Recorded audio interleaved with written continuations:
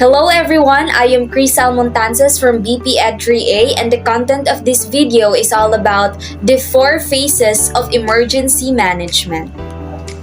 The premise behind the 4 phases of emergency management is to reduce the impact of emergencies on individuals and communities through appropriate preparations and response.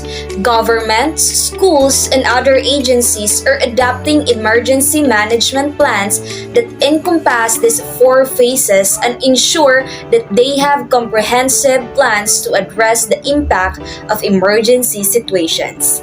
So what are the 4 phases of emergency management?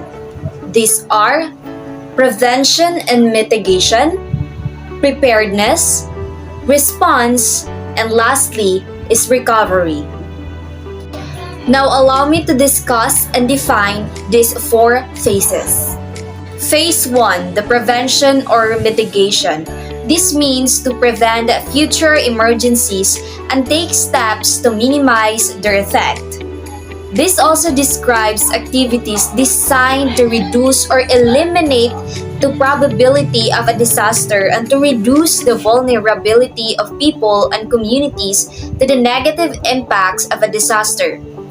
Mitigation and prevention seek to reduce the cycle of disaster damage and generally are intended for long-term sustained effects.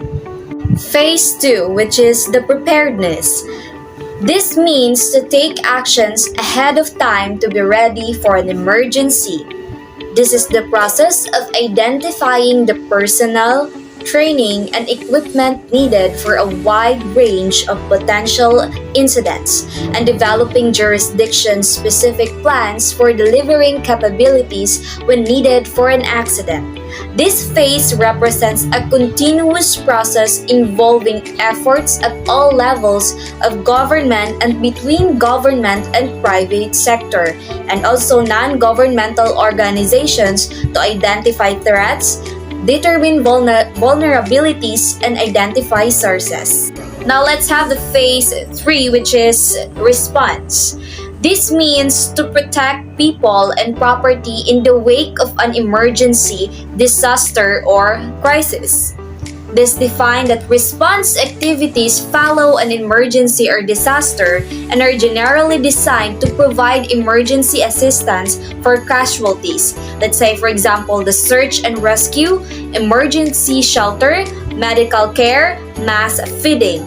Response activities are focused on short-term need but also seek to reduce the probability of secondary damage resulting from the emergency situation. For example, shutting off contaminated water, supply resources, or patrolling an area with high risk for looting or community violence. And the last one is recovery. This means to rebuild after a disaster in an effort to return operations back to normal. These activities constitute a comprehensive approach to restore the environment by addressing the social, environmental, political, and economic aspects of the community.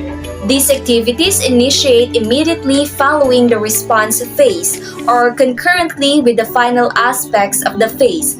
They entail 2 levels of activities. The first one is the short-term recovery to return vital life support system to minimum operating standards, and the second one is long-term recovery activities that may continue for several years following a disaster and seek to restore life to improve our functional levels. What is the importance of an emergency response program? First, it prevents fatalities and injuries. It reduces damage to buildings, stocks, and equipment. It protects the environment and the community and accelerates the resumption of normal operations. And remember, we cannot stop natural disasters, but we can arm ourselves with knowledge, so many lives wouldn't have to be lost if there was enough disaster preparedness. Be disaster aware and take action to prepare.